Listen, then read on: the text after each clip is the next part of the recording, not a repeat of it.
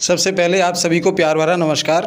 दोस्तों, आपने पिछले भाग में नाग एक दुखियारी माँ के दुख को समझते हुए अपनी नागिन के पास आता है और अपनी नागिन से इजाज़त लेकर माँ के बनाए हुए मिट्टी के पुतले में प्रवेश हो जाता है। दोस्तों, आपने अगर पहला भाग ना देखा हो तो आप वीडियो के आई बटन को दबाकर आप पहले भाग पर जा सकते हैं। आगे क्या होता है, चलिए कहानी पर चलते हैं। नागिन से इजाज़त लेकर अपने शरीर को वहीं छोड़कर उस माँ के बनाए मिट्टी के पुतले में प्रवेश हो गया और उस पुतले से एक बहुत ही सुंदर नौजवान बेटा बनकर माँ के सामने आता है और माँ के पैर छूकर माँ के आंसू पोंछते हुए कहता है, माँ, ईश्वर ने तेरी सुन ली, अब अपने आंसू पोंछ ले।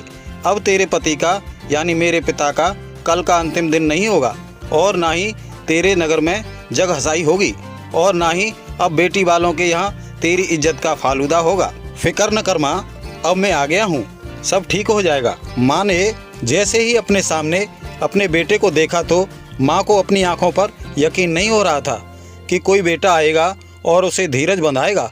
लेकिन दोस्तों, भगवान में भरोसा होता है तो पत्थर से भी भगवान निकल आते हैं। इसी तरह माँ का विश्वास जीत गया।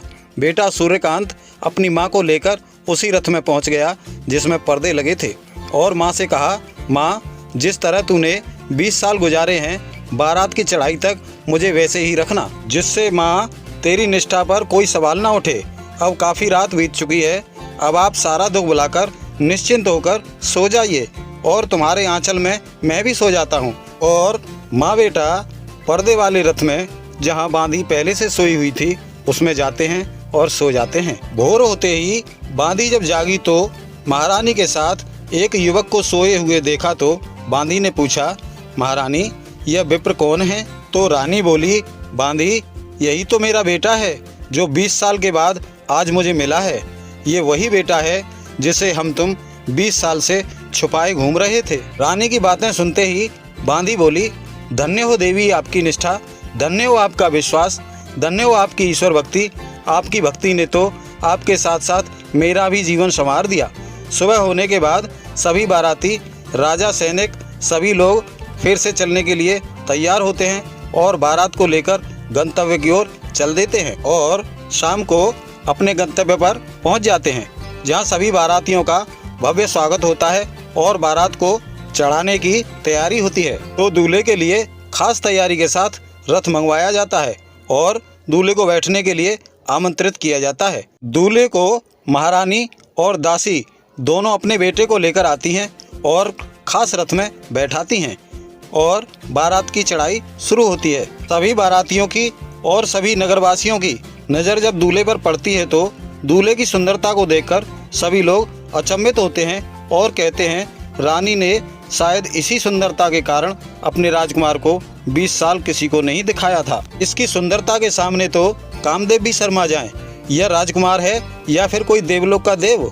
राजकुमार की सुंदरता को देखकर पिता चंद्रसेन भी गदगद हो रहे थे और बेटे को गले लगाते हुए हर्षित हो रहे थे और अपने आप को तृप्त कर रहे थे। और राजकुमार की शादी बड़े ही मार्मिक ढंग से संपन्न होती है और दुल्हन विदा कराकर बारात सुबह वहां से चल देती है। बारात वापस आ रही होती है और आते आते शाम होने के कारण बारात ने उसी बगीचे में अपना पड़ाव डाल दिया। राजा के आदेशानुसार सभी बारातियों को खाना पीना खिला देने के बाद आराम करने के लिए फर्श दे दिए जाते हैं और पूरी बारात मंडली आराम करने लग जाती है। बगीचे में ठंडी ठंडी चलती हवा सभी बारातियों को गहरी नींद में सुला देती है। आज की रात राजा, रानी, बांधी, नई दुल्हन सहित सभी लोग सो जाते हैं और रात के 12 बजते ही नाग से बना दूल्हा वापस अपनी नागिन के पास अपने शरीर में पहुंचता है और अपनी नागिन से कहता है, लो प्रिय, मैं अपने वादे के मुताबिक आपके पास आ गया हूँ। ठीक है स्वामी। इस पर नाग कहता है, लेकिन प्रिय, नई दुल्हन को यहाँ बीच रास्ते में अपने ससुराल पहुँचने से पहले ही विधवा कर देना, पति के विरह में डुबा देना उचित होगा। इस पर नागिन बोली, अब आप क्या चाहते हैं स्वामी? तो नाग कहता है, हे प्रिय, इस बार मुझे तुम 3 दिन की इजाज़त दे दो तो मैं इसे इसके ससुराल पहुंचा दूं और कम से कम इसके हाथों की मेहंदी तो छुड़वा दूं। इतना सुनते ही नागिन बोली, ठीक है स्वामी, लेकिन वहां जाकर मुझे भूल तो नहीं जाओगे? अपने वादे के मुताबिक लौट तो आओगे ना। इस पर नाग कहता है, हे प्रिय, तुम कोई भूलने की वस्तु हो जो तुम्हें मैं भूल जाऊंगा। तुम चिंता ना करो, मैं समय से ही लौट आऊँगा। तो नागिन इजाज़त दे देती है और नाग फिर से अपने शरीर को वहीं छोड़कर उसी पुतले में प्रवेश हो जाता है और वही सुंदर राजकुमार बनकर नई दुल्हन के पास पहुंच जाता है। सुबह होते ही सभी बारातीगण और राजा चंद्रसेन, रानी, बांदी सभी लोग हर्षोल्लास के साथ अपने राजधानी लौट रहे होते हैं और अपनी राजधानी में पहुंचते ही सभी नगरवासी राजा के परिसर में राजकुमार और नई दुल्हन को देखने की लालसा से जमा हो जाते हैं। राजकुमार अपनी दुल्हन के साथ रथ से उतरा तो सभी नगरवासी राजकुमार को देखकर अचंभित होते हैं और कहते हैं, इतना सुंदर युवक तो हमने जीवन में कभी नहीं देखा। शायद इसीलिए रानी ने 20 साल हम लोगों से छुपाए रखा था। दूल्हा दुल्हन के गृह प्रवेश की बारी बारी सभी रस्में शुरू हो जाती हैं और रात को दूल्हा दुल्हन के सुहागरात के लिए शयन कक्ष भी दुल्हन की तरह सजवाया जाता है, जिसमें नई दुल्हन और नाग से बना राजकुमार दोनों ही पलंग पर सो जाते हैं। लेकिन नाग अपनी पत्नी धर्म को ध्यान में रखते हुए, अपनी पत्नी नागिन को ध्यान में रखते हुए नई दुल्हन से दूरी बनाए रखता है और रात गुजर जाती है। अगले दिन दुल्हन अपने पति के इस रवैये से नाखुश होती है और सारा दिन उदास रहती है। तो सास ने पूछा, बेटी तू उदास क्यों है? तो दुल्हन कुछ न बोली। सास नारी होने के नाते दुल्हन के मन की बात को समझ लेती है और बोली, बेटी मेरा बेटा अभी नादान है, भोला है, उसे नहीं पता पत्नी धर्म क्या होता है। इसलिए बेटी उसे पति धर्म भी तुझे सिखाना होगा और अपने प्यार से उसे लपेटना होगा। और दुल्हन ने अगली रात ऐसा ही किया। अपने प्यार में नाग से बने राजकुमार को इस तरह डुबो दिया कि उसे अपनी नागिन का होश ही नहीं रहा और जहां 3 दिन की मोहलत लेकर आया था, नई दुल्हन की सुंदरता और प्यार में उसे 1 हफ्ता गुजर गया, लेकिन उसे अपनी नागिन का ध्यान नहीं रहा, सब कुछ भूल गया। इधर नागिन 3 दिन की बजाय जब 7 दिन बीत गए तो नागिन अपने नाग की तलाश में निकल पड़ी और चलते चलते राजा चंद्रसेन के नगर में पहुंच गई। रात का वक्त था। खोजते खोजते उसी शयन कक्ष में पहुंच गई जहां उसका नाग और दुल्हन सोए हुए थे। नागिन ने जैसे ही पलंग पर चढ़कर दोनों की सूरत पर नज़र डाली तो दोनों की जोड़ी पर मनमुग्ध हो गई और सोचने लगी कि अगर मैं अपने पति को लेकर जाती हूँ तो इतनी सुंदर राजकुमारी, जिसने अभी अपने पति सुख को पूरी तरह से जी न पाया हो, इसको मैं पति विरह में छोड़ दूं तो बहुत बड़ा अपराध होगा और मेरा पति इसके साथ रहेगा तो मैं नहीं जी पाऊंगी। इसलिए इतने सुंदर जोड़ा को बिछोड़ा करना ठीक नहीं होगा। इससे बेहतर यह है कि इनके सुखमय जीवन से मैं ही चली जाती हूँ। इतना सोचकर नागिन ने पलंग से उतरकर पलंग के पाए में अपना सिर मारना शुरू कर दिया और अपना सिर जब तक मारती रही जब तक कि वह मर नहीं गई।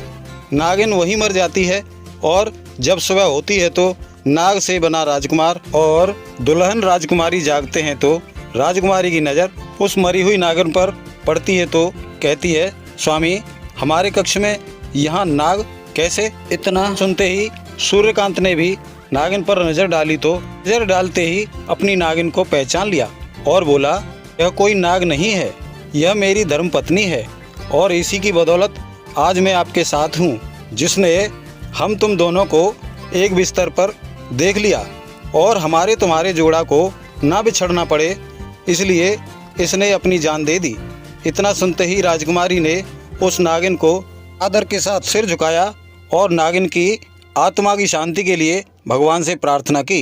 इधर नाग से बना राजकुमार भी मरी हुई नागिन को उठाता है और अपने गले में डालकर शहर की गलियों में निकल जाता है और अपनी नागिन के फन को कभी मुंह से लगाता है तो कभी दिल से लगाता है, कभी सीने से लगाता है और रोते हुए कहता है कि नागिन मर गई पर मुझसे कुछ कह ना गई। अपनी नागिन से नाग भी बहुत प्यार करता था। यही कारण है कि नाग से बना राजकुमार अपनी नागिन के अंतिम शब्द भी नहीं सुन पाया था और यही अफसोस उसे रोने पर और गलियों में घूमने पर मजबूर कर रहा है।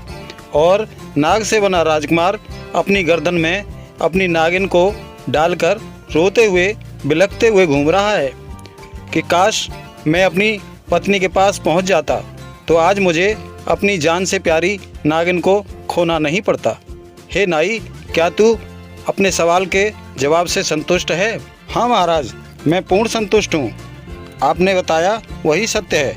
तो ठीक है, अब रात बहुत हो गई है, सो जाते हैं। सुबह गंगा नहाने के लिए चलना भी तो है। हाँ महाराज, ठीक है, तो शुभ रात्रि। दोस्तों, कहानी आपको कैसी लगी अपनी प्रतिक्रिया कमेंट बॉक्स में अवश्य देना, और कहानी थोड़ी सी भी पसंद आई हो तो लाइक और शेयर करना ना भूलना। ऐसी ही रोचक और शानदार ज्ञानवर्धक कहानियाँ सुनने के लिए सबक इंडिया चैनल को सब्सक्राइब करना ना भूलें। तो चलिए दोस्तों, मिलते हैं अगली कहानी के साथ। तब तक के लिए नमस्कार।